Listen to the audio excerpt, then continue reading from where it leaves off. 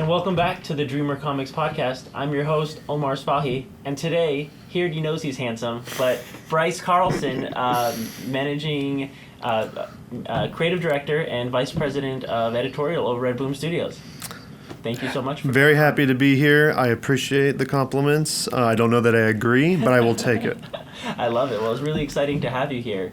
I wanted to ask you, what do you do as vice president of like development and creative? Yeah, so I work with all the editors in the editorial department at Boom report directly to me. So I will help them with development on new projects, help them with scheduling, any kind of production concerns.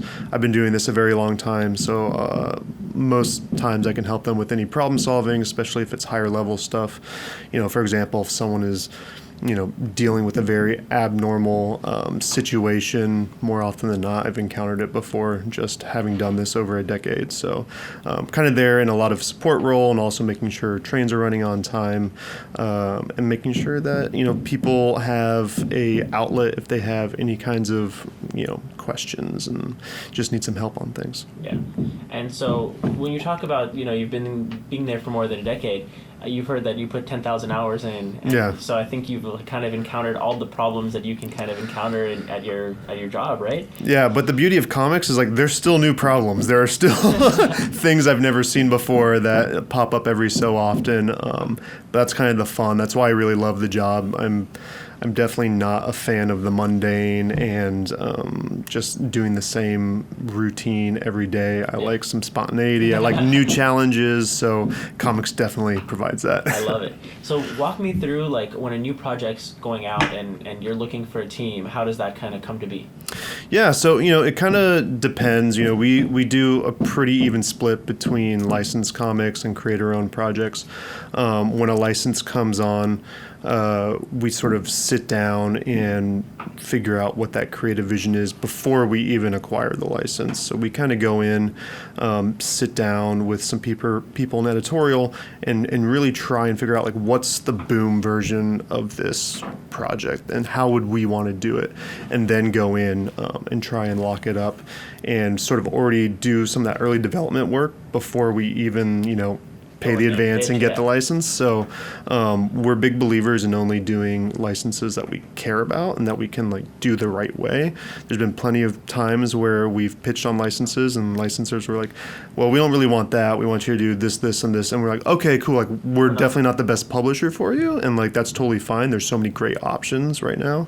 But, for us, it's all about doing stuff we believe in. On the creator-owned side, it kind of depends. It comes in different forms. Sometimes there's projects that are fully formed where there's writer, artist, full team that's set. Sometimes it's just a writer. Sometimes it's just an artist. So we have to help package. And we just work with whoever the creator or the creators are bringing in the project and just jam with them, again, to nail down that creative vision and then go out and do what editorial does, which is here's a list of artists, here's a bunch of styles, and really hone in and make the best possible project. That's it. When it comes to comic books, it's all about quality. You want to produce something that you're going to be really proud of and you can have your name on, and hopefully the creators will be really proud of the work they put in. Yeah, it's quality and it's collaboration. It's comics. We should be having fun. It should not be a grind or a pain. It's we're creating art, we're creating stories. We get to be super experimental, more so than a lot of other storytelling mediums. Super true. I completely agree.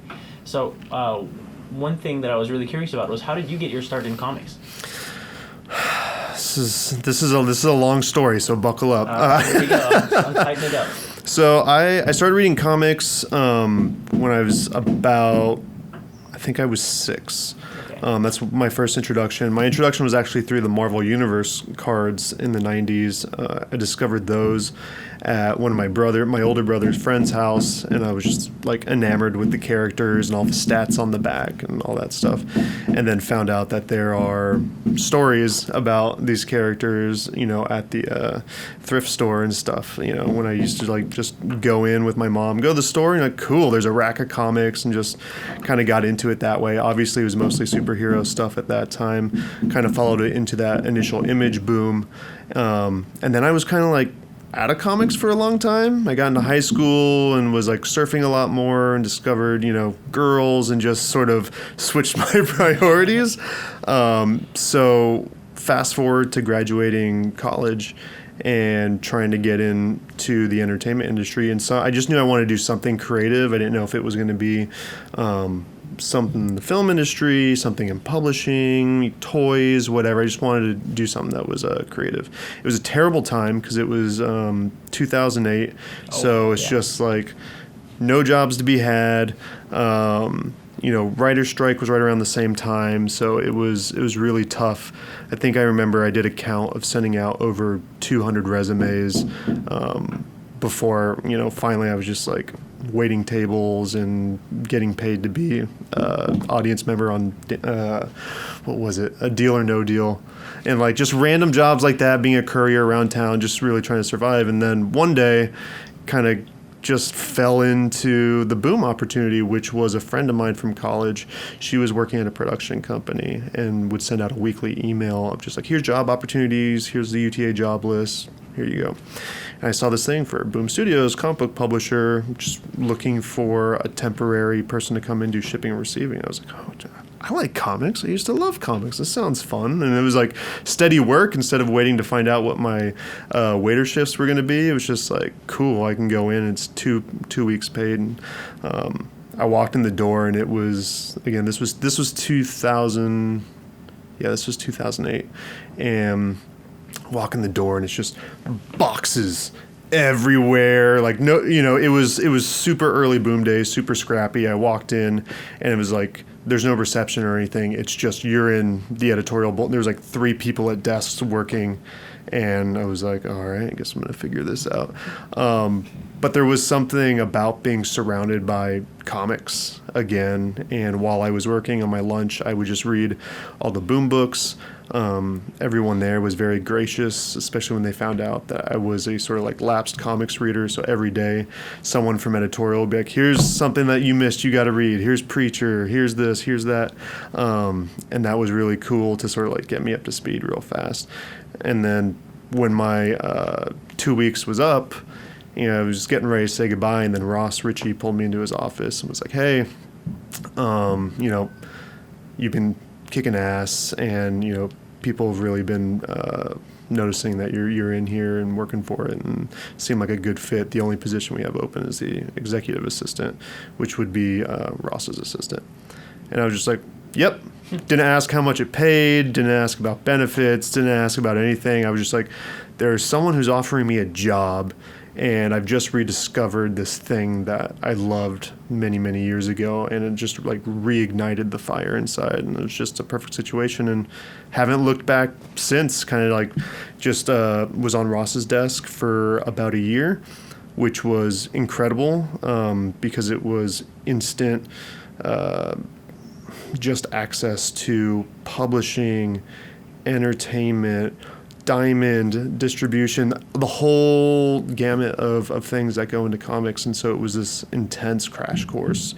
And so I learned a lot about the industry very quickly, and then ultimately got roped into editorial once we started expanding the slate, which was mostly because of the Disney license. Back when we had it, there was just a lot of new product that was getting ready to go, and so they needed more editors, and they're like, this guy's already proofreading stuff and kind of talking to us all the time, and the rest is history. I love it. It seems so easy. It's just like a natural transition for you. I was the same way when I was growing up. I got into girls and having fun in high school, and I kind of fell out of comics. Yeah. And I think it's kind of when we're at that age of 16, 17, or we start to notice the opposite sex a little bit, and we stop focusing on comic books for a lot of people. And I had the same exact kind of the history with.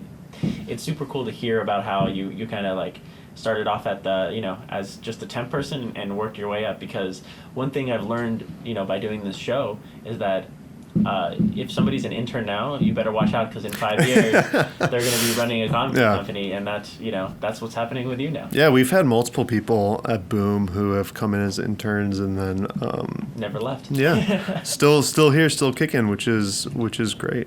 I love that. I love being able to promote from within and have people come in sort of like on the farm team and, make it to the show and just, kick ass at every level as they progress. I love it. So I wanted to ask you, what was the creative process for you getting into your own comic book series? Yeah, so I know it's always it's interesting because obviously not a ton of editors go out and write stuff. It was definitely more prevalent back in the day with Marvel and DC. You had a lot of editors who would kind of cross over and do some writing duties on some books. And not so much at the independents, with the exception of like a few where it's like people who have their imprints, it's like, yeah, Mark Silvestri is going to be doing a book through his imprint. Yeah. But for me, it all started again back with Ross very early on. This is such a comic book company story. We were sitting in the kind of like lobby just talking about zombies, as you tend to do.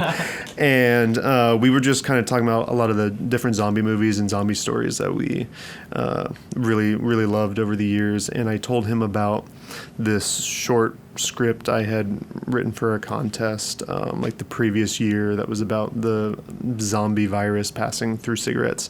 And he was like really stoked on it. It was like, that's really great. You should pitch that. Because at the time, Boom was publishing a book called Zombie Tales, which was an anthology series that was all about zombies.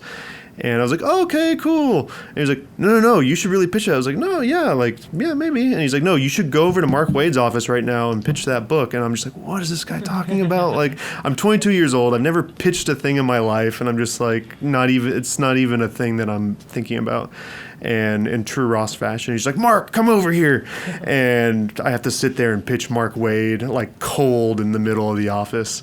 And I pitched him this thing the best I could, kind of just waddled my way through it. And Mark was like, oh, that's really fun. But I just greenlit a pitch just like it. And I was like, oh, okay, that's so pretty. He's like, but if you ever have something, like, come talk to me, because like it'd be fun just to do a short or something. And so he kind of opened that door. And I kind of didn't pay it too much mind. And then one day I was like, oh, I kind of got a zombie thing that could be fun. So I went and talked to Mark. And he was like, yeah, let's do it. And so it was an 8-page story called Population Control. And that was my first thing that got published. And then from there, it was interesting because I did a couple licensed comics that at no point was I trying to like do them. It was always just sort of the opportunities coming to me. So one of the editors on the Disney books was like, hey, I know you're a big fan of the movie WALL-E. We're doing a second arc. Would you be interested in pitching for it? And I was like, oh, sure. Like, that sounds really fun. Pitched that, did 4 issues of that, which was fun. And did a Toy Story short that was a pack-in with a Mattel product. And then, Hit was the only thing I ever pitched Ross. Like, I'm just not that guy who's like, here's like some new ideas. You guys like anything? It was kind of, I really, with anything creator-owned, I definitely pick my shots and, develop things for a long time. Well, I just don't have time. Like, I have a awesome job that I love. I don't have time to also be a full-time writer. That being said, like, it is a big part of who I am. Like, I love writing, and I feel like it helps sort of like sharpen my creative process. If I'm kind of writing over here and being creative, I feel like it changes the way I'm doing some problem solving and other things, and it kind of feeds into each other. But so I pitched Hit one day. We got Hit right here. Yeah, there it is. Look at that. Is this the... This is the first one. This is the first volume. Yeah, so this was really fun because I kind of stumbled upon some true stories about the LAPD and some shenanigans they used to get up to back in the day, and I just kind of I always loved noir. James Ellroy was an author that I discovered probably too young, but I was always, I was obsessed with Alcatraz when I was a kid, and kind of always loved detective mystery stuff. And so I came up with this story, and Ross was like, cool, let's do it. And I developed it over the course of years, just kind of taking my time and fine-tuning it and working with people in editorial. Worked a lot with Ross and Matt Gagnon and then Eric Harburn, who's the editor on the book. And then by some luck, my co-creator, Vanessa Del Rey, sort of just fell onto the book, which was incredible. What was the process where she just fell onto it? So Daphne Plebin, who's a senior editor at Boom, she found her work online and was... Tumblr, Instagram? I think it was Tumblr. Okay. And she was just like, this artist is incredible. And we're like, yes, this artist is incredible. And so she actually tested for a different book, a much higher profile book, and didn't get the gig. And then when we were doing a bunch of different artist tests for Hit, we were like, well, we should have Vanessa test. And of course, like her test pages ended up being pages in the book. Wow. Actually, I think, is it this spread? I think it might actually be that spread. Yeah. I remember seeing that in marketing images for the book when it was being solicited. Yeah, and she just did such an incredible test. And I remember, you got to remember, I'm not a writer with any kind of profile or anything. And Vanessa was definitely like the most expensive option of artists we had. And I kind of had to step back and be like, guys, like, I'm obviously biased, so I cannot make, I can't kind of put my hat in on this decision. Obviously, I think she would be the best, but I also understand whatever decision we have to make. And ultimately, everyone was like, no, like, this has to be the artist on the book. And so Vanessa came on, and we jammed on this thing for 2 arcs and had an awesome time. And, she's incredible and now gone on to do even more incredible things. But we still get to keep in touch and meet up at shows every once in a while and talk about how much fun we're having. And she continues to be better and better. But yeah, she's the star of the show. I'm kind of just that guy off to the side. That's how I feel as a writer too, because it's the artist has to live with the pages a lot longer than we do as writers and creators. So it's Vanessa did such an amazing job with the book. It's really kind of like you can tell that noir style just fits with her art so well, and she like knocked it out of the park. Well, she's got like she's got a lot of horror to her line, which just completely adds to the tone and the darkness. And this is a very dark story, and that approach that she did with the inks really just accentuated that. Yeah, she did. So I wanted to ask you talked about, you guys meet up at conventions and have fun. Mm-hmm. What was a time that wasn't so fun for you in comics? What was something that you thought you weren't going to make it in comics, or it just wasn't going to happen for you? Like, what was a moment where was there a time for you? Because I feel like we all go through ups and downs. Mm-hmm. Yeah, I feel like those times were early on, and they were tied to, things that were happening at Boom. And, every company has ups and downs. And in those down times, when it's a small company, you really feel it. You feel everything that happens, every decision. I remember times when I was on Ross's desk and still an assistant. We would get a check-in from Diamond, and I would be running to the bank on a Friday to get that thing into the account before the weekend. And a lot of stuff like that, a lot of stressful situations of just like barely getting by and, those kinds of things. And when things would get really intense, like how do you not sort of sit back and be like, is this going to work out? Like, should I start looking at something else? Have I made a huge mistake? Comics obviously is not a luxurious job by any means.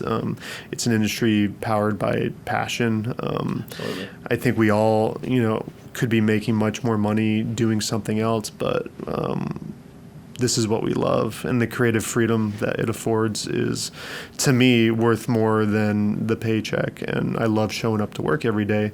But I'd be a liar to say that there weren't days during those times where, if the worst was like having to get rid of a couple people, and then being like, man, that you never want to negatively impact anyone's life. And especially when it's something as big as a job and their well-being and paying the bills. And being in those situations really make you take a turn where you're like, I don't know what the future is going to be like, because you're just so in the moment where you're like, I mean, do we get out of this in 6 months? Or is your ship going down? Right.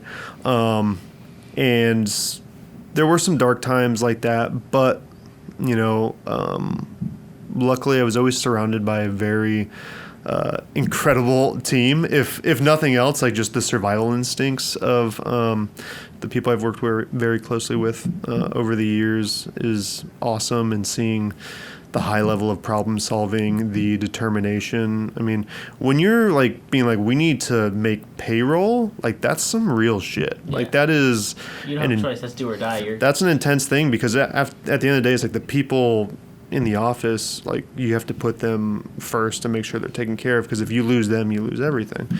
And luckily, you know, everything worked out very, very well, and we stayed the course and doubled down, and kind of just always kept the hope alive. And is, you know, it's so cliche, but it's like, you know, it's always darkest before the dawn, and it's like in those times where it got really intense, something would happen, you know, and whether it was a new project or a new creator or whatever, something would happen to reignite the fire and keep it going. And I think over the years that's happened enough times, and obviously the last 5 years versus, you know, the first 5 years, much different. But in those early days when things like that happen, you know, well, we got through that.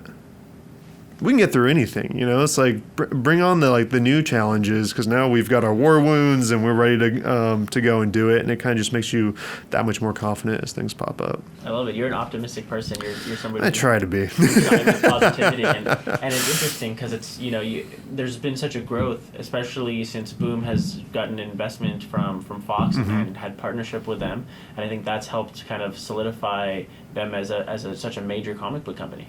Yeah, I mean, it's amazing that we're able to do work that we love and get noticed by a major motion picture company. Like that was one of the most, like, flattering is probably not the right word, but like it was, right? It's like you do all this creator-owned content to where a studio is just like, you guys are crushing it. Like we want to get in on that in a bigger way. And we've always had a very good relationship with Fox over the years.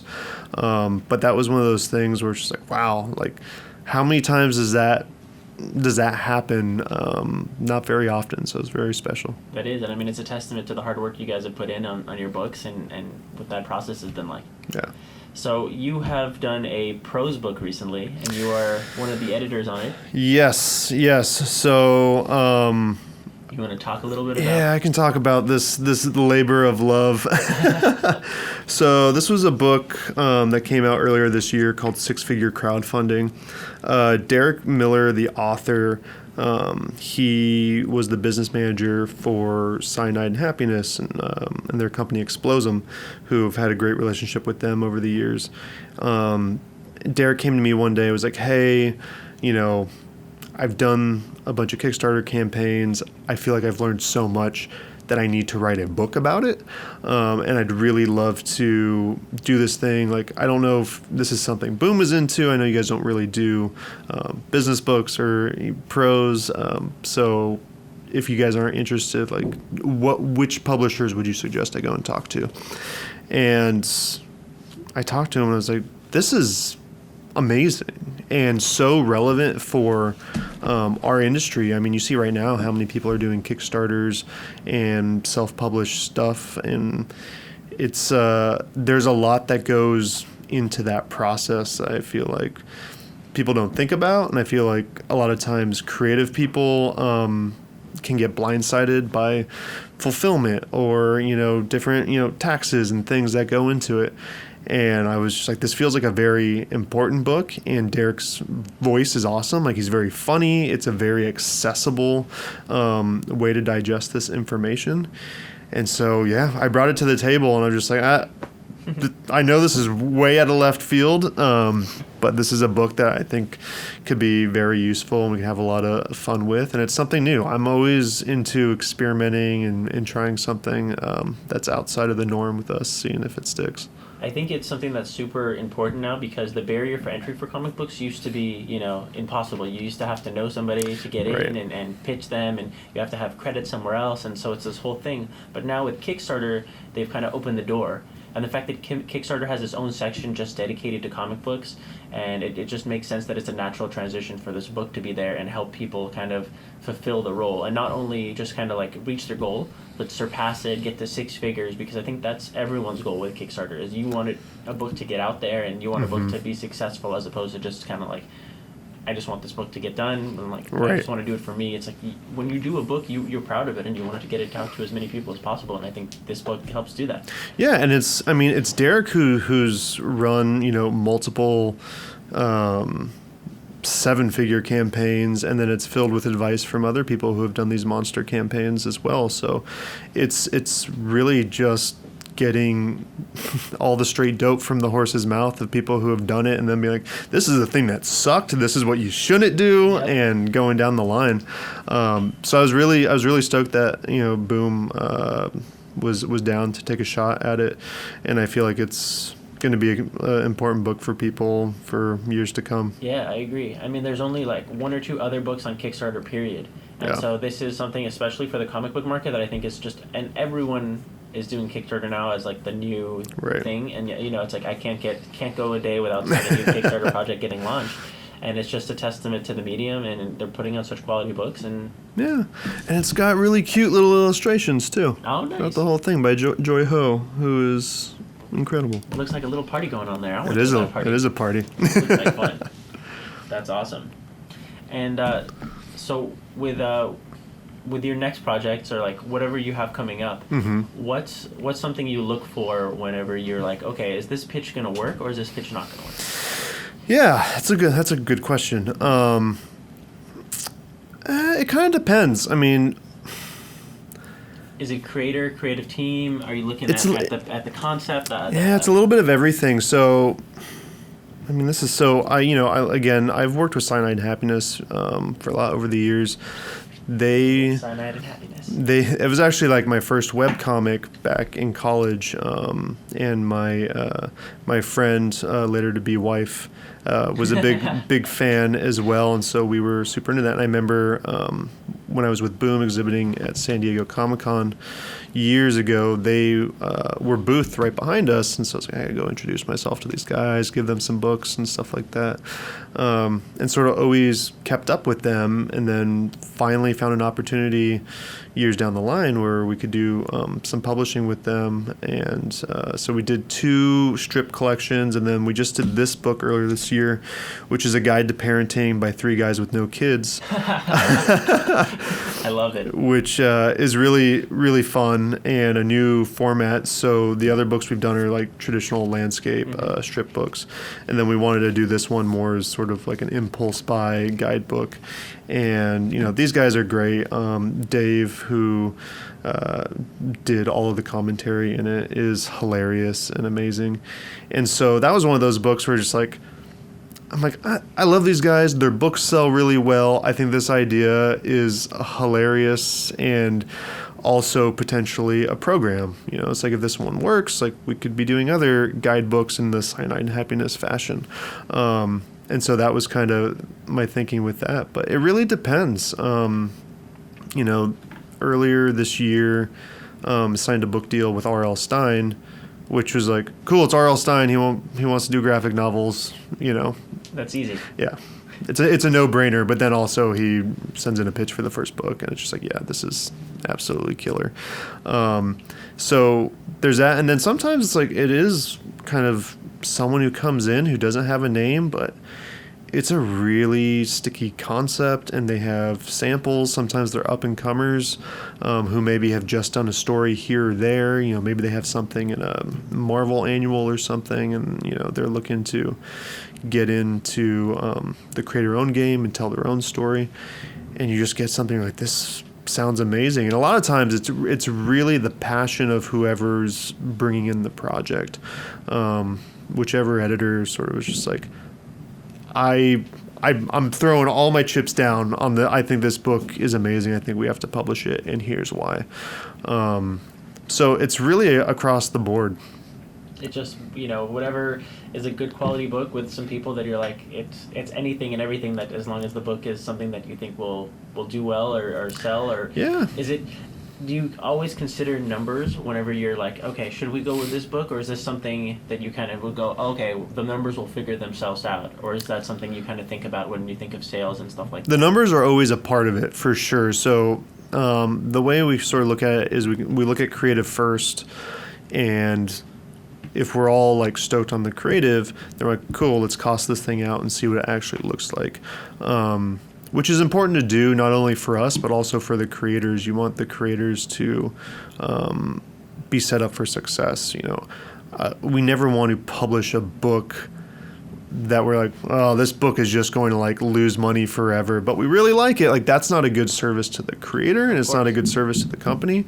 So we definitely work to be responsible, because we partner up with our creators. Like, that's a big part of our model. Is like, we're going to work together. We're going to, get in there and grind and make this stuff happen and put our best foot forward. So it's definitely a part of the process that you have to do, which is good. But, a lot of times, like, it's great because there's problem solving that happens. There's like, maybe a traditional model doesn't quite work. Okay, what other models might work? And sort of, it's never a one size fits all, which is very nice. Yeah, I mean, talking to Ross about it, Ross has been a great mentor for me, and he always says whenever you're kind of marketing a book or getting the word out there, there's two things you have to do. He says number one is you do the in the box thinking. You have to do that, and Right. you cannot forget about it. You have to hit the news sites, Bleeding Cool, CBR, Newsarama, whatever is out there, and you have to hit those and like the traditional. Here's some sample pages and check it out,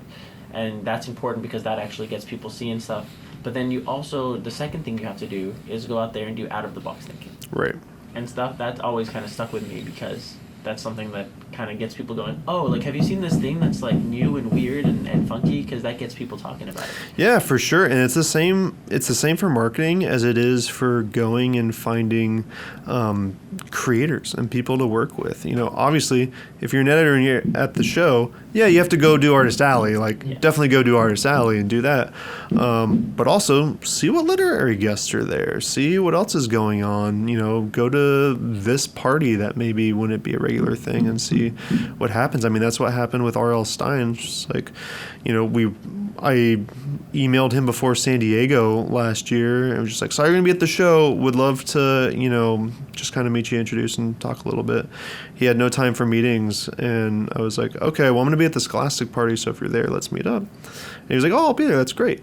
And then we, were standing there by the pool with him and his wife, Jane, and we just get to chat for a few minutes and make an introduction. And then, when I went to New York and asked him if he had time to meet up, it's like that was there. And that's a non-traditional way to go in and sort of get someone to sit down and sort of chat with you. But that kind of stuff happens all the time. It's being able to take risks, being open to taking risks of like, I'm going to go take this meeting, who knows what it'll lead to, and talking to people that are sort of outside your comfort zone or your world. Absolutely. I'm a big proponent of that myself. I think it's really important to always kind of like force yourself outside your comfort zone and force yourself to grow. One thing, like I was reading about this story where it was this class that offered a group of kids, if they get a response from Bill Clinton, Mariah Carey, or another like celebrity figure, they get a guaranteed A in the class, and the teacher would fly them like anywhere they want in the world. That's amazing. And the first year, no one even tried it. They were like, no, this is impossible. Like, this isn't, it's something that's.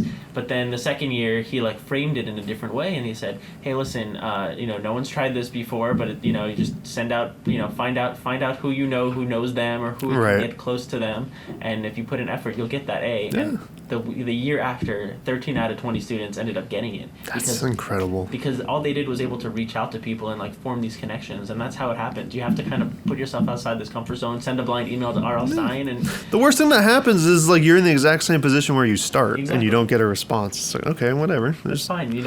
You're like, okay, I emailed this person, there was nothing there, and that's fine. And if I see them at the party, they can, right. It'll, they can either be like, oh, I never got that, or whatever it was, Yeah. And you figure it out. Sometimes people start that way and can become great friends. Absolutely. So it's funny how the whole world works like that. Yeah. And so I wanted to ask you, when it comes to like anthologies like this, like big books, like what is the thought process? First of all, Gobi Montez, amazing artwork. I mean, we talked about this, he's incredible. like, wow. And this is like such a omnibus, like hardcover, beautiful. I mean, how did that kind of come to be? Like, how do you know to recollect books into giant omnibuses? Yeah, I'm trying to remember how we decided on this one. I mean, obviously when Power Rangers first came out, it was a beast. Yeah. Out of the gate. It was lightning in a bottle.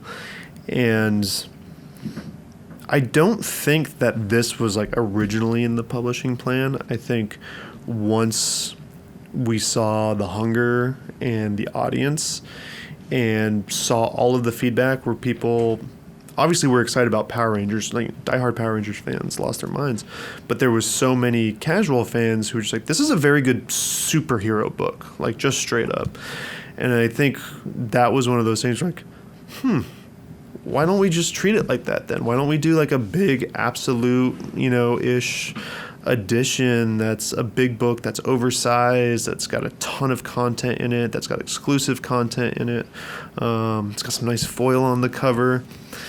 And it was one of those things where like, you need to know that people are going to show up because this is a $75 book at retail, and obviously not a cheap book to produce by any means. So you want to make sure that it's a calculated risk, or that you're doing it with the right thing. The hit would not be right for this format as much as I, would love it. Having the people who show up for it is a big driver for that. And we've got a second one of these coming out in November, I believe, which I actually wrote an afterword for that.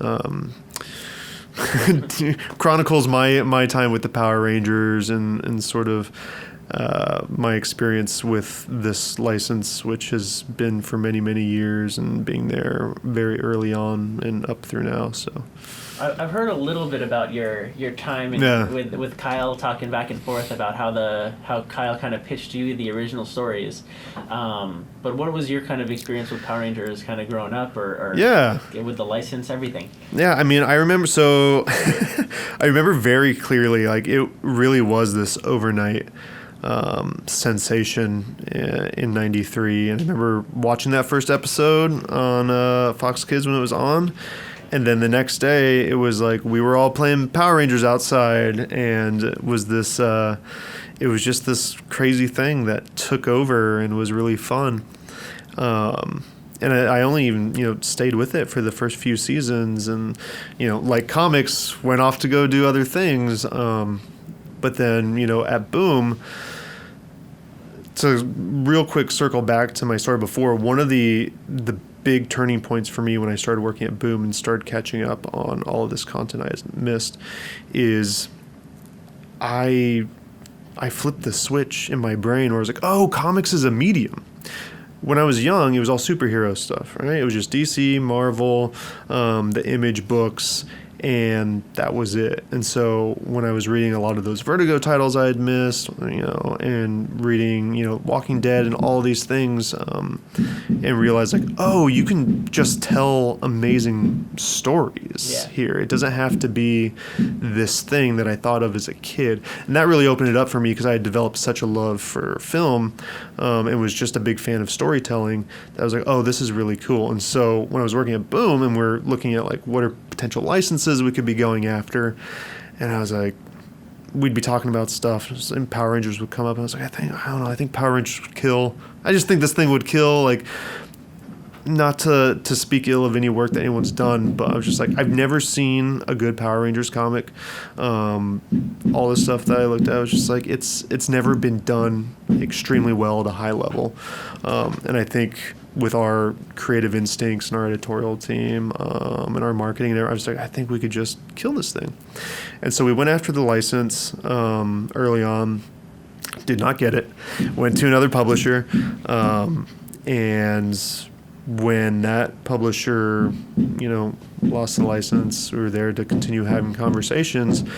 And I'll never forget, too, it was so interesting because I must have pitched this damn thing like 3 or 4 times to different people at Saban when we were going through it all, whether in person or on phone calls. And it was all creative driven. It was just like, I want to just make the best Power Rangers art that you guys have ever seen. Like, that's really just all I want to do. And like treat this like a superhero, but treat this like Justice League or whatever and have fun with it. And at every point, they were very excited about that approach because I think up until then, people have just been treating it like a normal license and going more young with the audience that they were targeting. And I was like, I don't know, man, like I'm a dude who's a little bit older and remembers this and would get super jazzed if there was a story for me that took the Mighty Morphin team and did that. And within that, like randomly, Kyle's hit me up, we're talking about it, and that was before the other publisher had got it. So it was years before where Kyle and I were chatting about it. And, I think we joke about it every once in a while. And then, we finally locked down the license. And we were talking about writers in the office. And I was like, well, guys, we got to put Kyle on the list. Like, he and I talked about this. I know he's a huge fan. I love his work. He's doing stuff. I think he just, not just on it, but he did his big run on Nightwing and Batman Beyond and all that really great stuff that he was doing in the superhero space. I was just like, I love it. So I was like, he's on the list for us to consider. Then as we were going through, ultimately it was like, well, we gotta hit up Kyle, and of course, like, he pitched it and killed it. And he's been doing it for like 3 years, which is crazy. Yeah, and he's been killing it, and he's taken it, and like, I remember when, he was first talking to me about it, like, back before, I think the license probably just announced.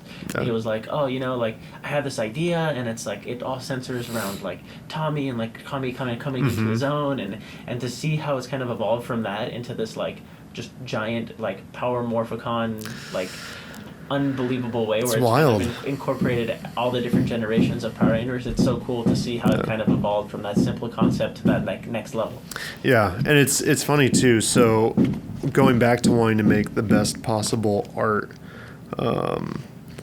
when we were first getting ready to announce this at San Diego Comic-Con, and we did, again, this is where the creative strategy comes in. Something crazy that we had never done before, but we were going to take a shot, which was we couldn't do posters or prints for because that's not within the license that we have.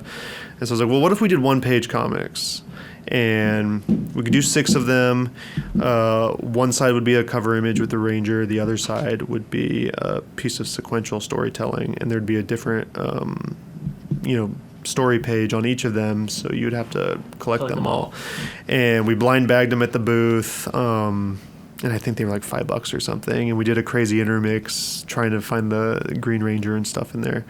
And we sold out. And it was like, wow. That was when we first saw like, oh my gosh, people just like lost their minds. And you had this moment where someone would walk up, maybe buy 2, check out, see if they got their Ranger. And they'd be like, I'll get a couple more. And we just had people at the booth all weekend. It was so fun to see this fan base who hadn't had something to really sink their teeth into like this, just get this taste and show up, and we're like, oh man, this is going to be. And the next thing you know, that number 1 issue sells over 130,000 copies, which is like insane. This was the first piece of art that came in. The Yellow Ranger? The Yellow Ranger. Oh wow. So when we were looking at cover artists to do some stuff, again, I wanted to go real outside the box. And Goni was someone who Chris Rosa had discovered just through his illustration work that he was doing for magazines and stuff. And so we always kept an eye on. We had him do a run of covers on a Clive Barker series called Next Testament, which were incredible. And I was just like, I think we got to get Goni to do this. And it was just like, okay, that seems like definitely outside the box. And then, the idea was to have this iconic pose, and go and he turned that in, and we're like, holy crap, like this is Unreal. this is just incredible. And I think across the board, people in the office were like, this is super sophisticated, feels exactly like what we would want to do with this. I think Saban saw it and was just like, wow, this is We made the right decision. this is beautiful. And then fans obviously were like, how many of these can we get? And then eBay's a whole other story.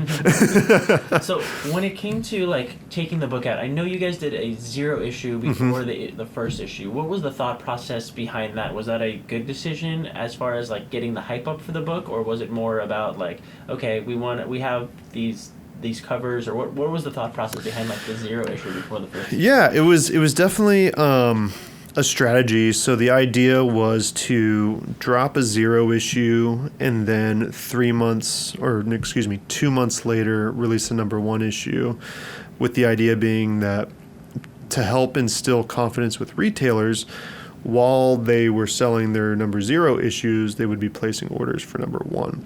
So what we wanted to do is, we believed in this and we wanted to crush it, and we wanted retailers to crush it. So we're like, let's do this strategy so that they don't have to just like order blind on the first issue and then it's monthly from there out, and maybe they catch it, maybe they don't. It gave them a lot of confidence and a real nice test case of seeing like this, because the 0 issue is very much like, hey, this is what we're doing. It kind of ticks all the boxes. It's got a great intro story where like on page 1, like the Rangers are like dead, like lying around, and it's like, oh shit, they're really they're really doing something. We've got the covers, the collectible covers for it with all the different Rangers, and that issue, I think when it first came out was like well over 50,000 copies, which was insane. And I think they saw people showing up for the stores that were not typical comic fans, or weren't like the Wednesday Warriors who were coming. They saw a lot of people coming in from outside for that. And so when number 1 came around, like, hey, it worked. Good news. Hooray. And that was really awesome because we got a lot of retail support. And, we heard from a lot of retailers, too, that, like, Power Rangers helped them in a big way. It's, no secret that comic shop sales have been suffering over the years. And so when you can deliver something like this that really drives some revenue to those brick and mortar stores, it reinvigorates them. It's awesome. It gets them going. Okay, so I'm going to switch gears for a second here. When it comes to licenses, what do you do to like open the door to start pitching them? So say you're going after like Rocco's Modern Life or something like that. Like, do they come to you? Do you go to them? What's the process there when you're like, okay, like I think we would have a good take on Rocco's Modern Life, or on say for example, the Jim Henson universe, something like that. It goes both ways. So sometimes we're getting really excited about something, maybe it's Power Rangers, and we're going in there through, the licensing contacts and those avenues, and putting together pitches and seeing, if things are available, if they're interested in that kind of stuff, and going just directly there and making the sales pitch. And then sometimes they are coming to us. So that was actually what happened with WWE, is they were by our booth at one of the cons and saw all the Sons of Anarchy books that we had done. And they were just like, this is awesome. Would you guys be down to do this with like our stuff? Which was like really cool to have this like huge multinational brand come in and be like, you guys are doing great work. Would you be interested in doing stuff with us? And that worked out really well. Those are fun books. Which was great. So it really cuts both ways. But I feel like more often than not, it's us going out, and again, it's circling up internally, seeing who's championing this thing, and making sure that we've got a good take on it. And we never want to just do a cash grab or grab something because it's there. Like, we only want to take on brands that we believe in, that we know that we can execute at a very high level. it's not about just like saying, oh, this brand is hot right now, and Right. I'm not interested. You're not interested in that. It's like, do we have a take on that can work for what this audience is, what this audience is looking for? Exactly. And would that be true with, because I know you had a lot of Cartoon Network, you have a lot of Cartoon Network properties as well. Is that something you also look for? You're like, okay, we're interested in this, but we want to be able to tell it in a way that's kind of authentic to it, or it's that their audience will kind of respond to? Yeah, absolutely. I mean, Cartoon Network's a great example. It's like we got in early on Adventure Time, which was awesome. And again, like just through doing good work, they were like, hey, we've got all this other stuff too. I mean, at one point we had a first look deal with them with their new stuff coming up, that we would kind of get first look at all the new shows that were coming out, which was really fun to, sit down with a bunch of the different show teams and kind of get their POV on what they would be looking for with comic series, and go out and do really fun stuff. So it's interesting to go in there because it really does. It depends on the licensor. You have some places like Cartoon Network that have a nice big library of stuff that you get into. Some things that are, maybe it's an estate like Do Androids Dream of Electric Sheep, where it's just Philip K. Dick's estate that handles like those properties, and you're doing. I cut my teeth on that book. That was a bear. That's back when I was Can you explain an editor. What does cutting your teeth mean? Cutting your teeth means you're going through it. You're finding your sea legs. You're making mistakes. You're growing. You're learning. Yeah. And typically it's a lot of work. It's rewarding and painful all at the same time. But this was a book I came on right when I transitioned to editorial, and it's super unique because it's a graphic novelization in the truest sense of the words, that it's all of the text from the book with the exception of like he said, she said, and stuff like that. But otherwise, every piece of dialogue, every piece of narration, it's all in here, which is insane. And it's funny because of editing this, I can easily say I've read Do Androids Dream of Electric Sheep more than I've ever read any other book, because through the process of editing this, because you would have to like sit with the script and the novel, you have to sit with the page and the novel, you have to sit with the trade and the novel, and like, still be caching things because there's just so much text. That it was insane. I think I ended up reading it like a total of 7 times or something, just through that process, maybe 8 because I read it once before or something like that. But it was really fun, and again, I think that process put me in a good place to edit something like 6-figure crowdfunding, because I was like, well, I know my way around a lot of text. Yeah. Prose is not so foreign to me. Was it difficult? Did you have to go through the pages and like look at each panel and look for the detail that you were like, okay, I know this detail matters later, so I have to come back to it now and make sure that that's in? Was that a lot of stuff you were looking out for? Yeah, definitely. I mean, it's such a dense story, and there is so much cross-cutting and multiple plot lines that are running throughout. So as an editor, it's definitely being that set of eyes to make sure that the plants and payoffs are clear, and making sure things are consistent and stuff like that. That's incredible that you're able to go through a book that many times and make sure to go through and make sure crazy. 24 issues, wow, shipped on time, the entire run, and wait for it, printed overseas with single issues, which is not something people do. So it's an even longer schedule. You have to have a lot of lead time for that. Yeah, I still don't know how we did it, but that's more an attribution to the creative team who killed it. There's a lot of things that can go wrong when you're shipping overseas with customs and like you're dealing with like lead times where it's like, oh yeah, well we're supposed to ship on this day and it didn't make the boat, so the boat is gonna have to come in a month later, so you're gonna miss your whole month that you were planning. You're like, so the fact that you were able to get it in is just mind-blowing. Yeah, I can't tell you how many times we had like a Hellraiser book or something gets stopped at customs, and it was just nothing you can do. Guess we're waiting. Yeah. It's a panic situation, and you have to figure that out. So walk me through, like, I know every day is a little bit different for you, but walk me through like a traditional day of like, being a creative executive and head of editorial over at Boom. Oh, a traditional day. If only there were such a thing. I mean, I guess a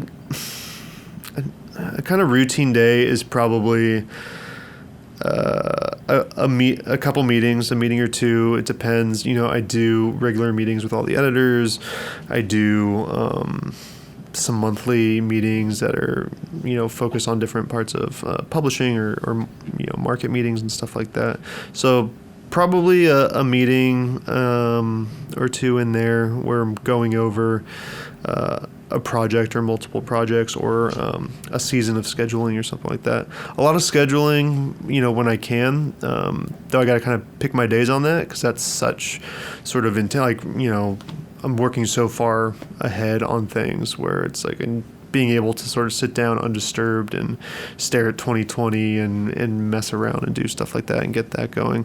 But try and find some time to be doing that. Obviously answering emails as best as I possibly can.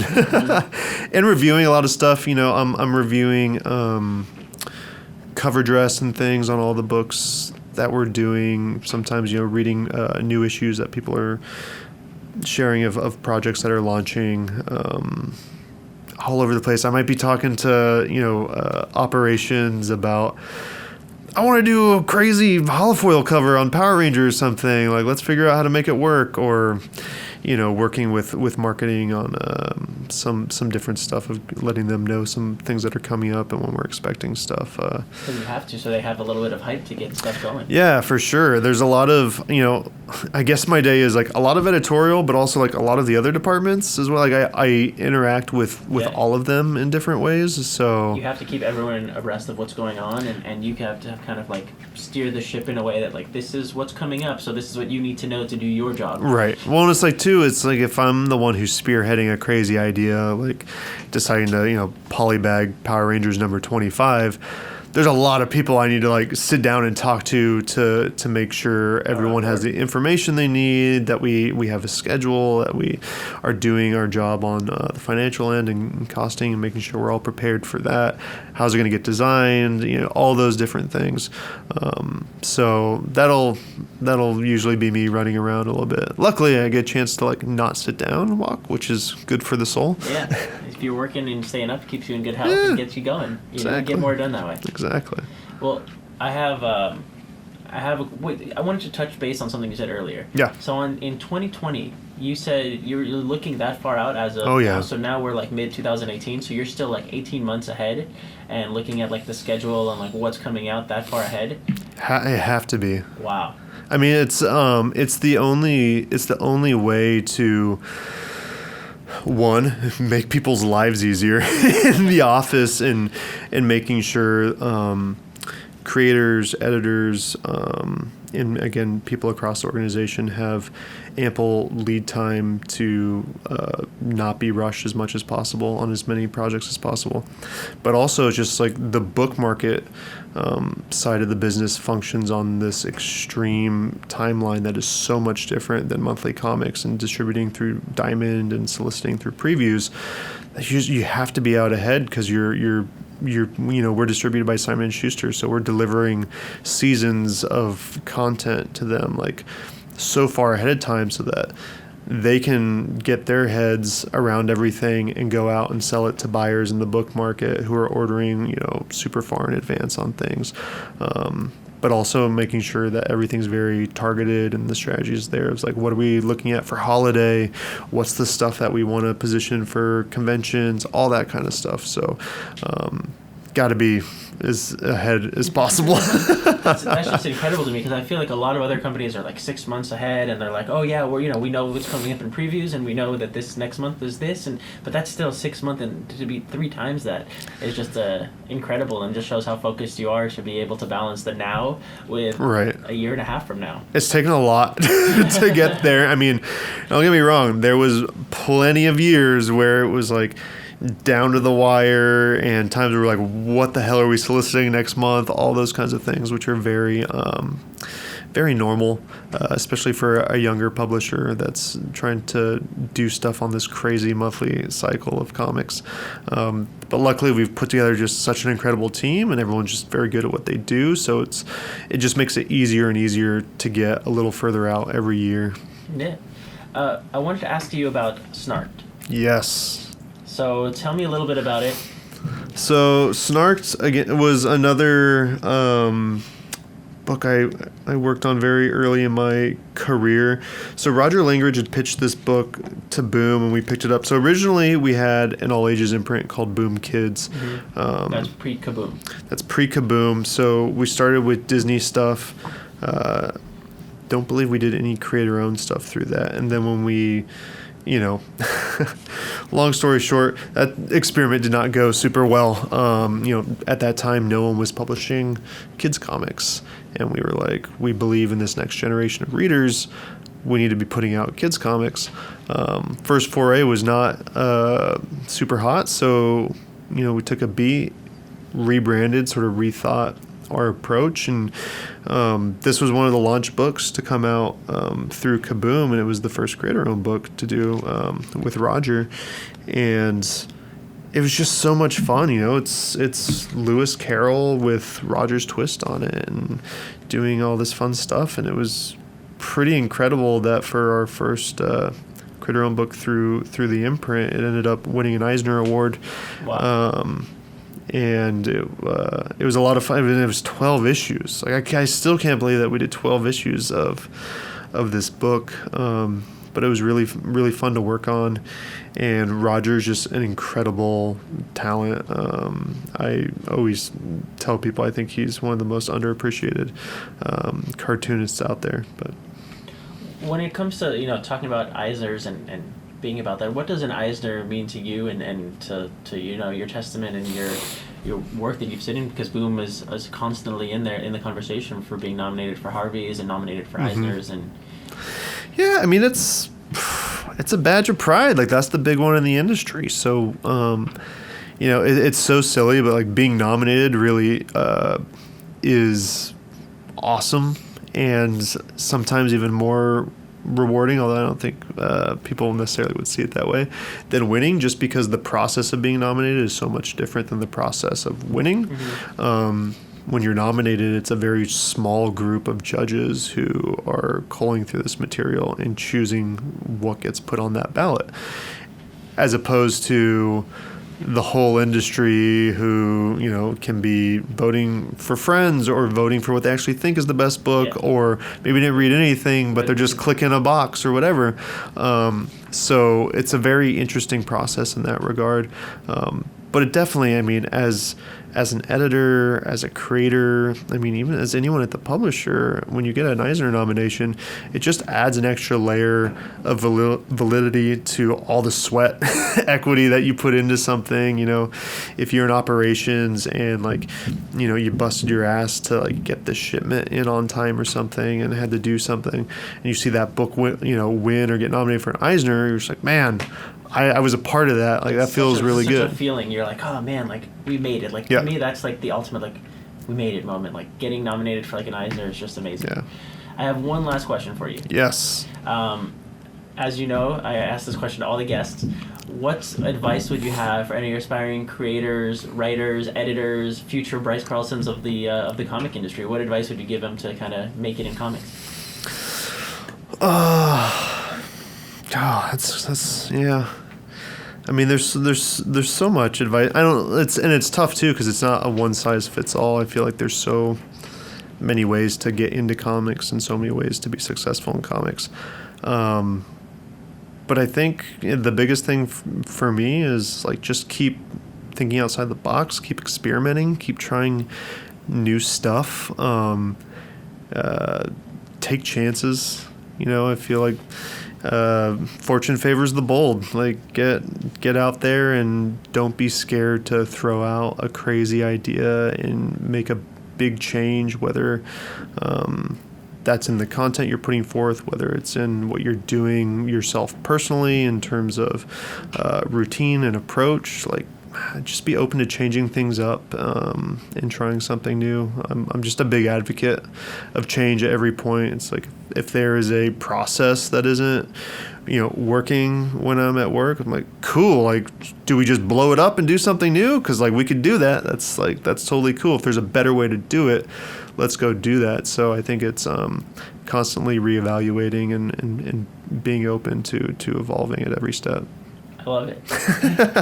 It's so true. You have to always be moving on to the next thing, and if something's not working, you have to say, okay, it's not working, let's move to what is. Right. Well, and things tomorrow aren't going to be the same as they are today, so you need to be adaptable and be willing to pivot this way and do that, depending on what opportunities walk in through the door. I love it. Well, tell people where they can find you on social medias and the like. Yeah, Bryce R. Carlson is the Twitter handle. Bryce Carlson on Instagram. There's not much on there outside of me just posting pictures of maybe like fruit trees and cactus in my backyard, maybe some cats here and there.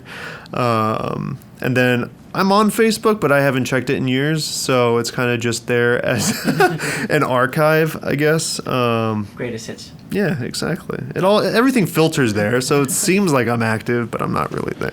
Well, thank you so much for coming on the show and talking comics with me. Thank you for having me.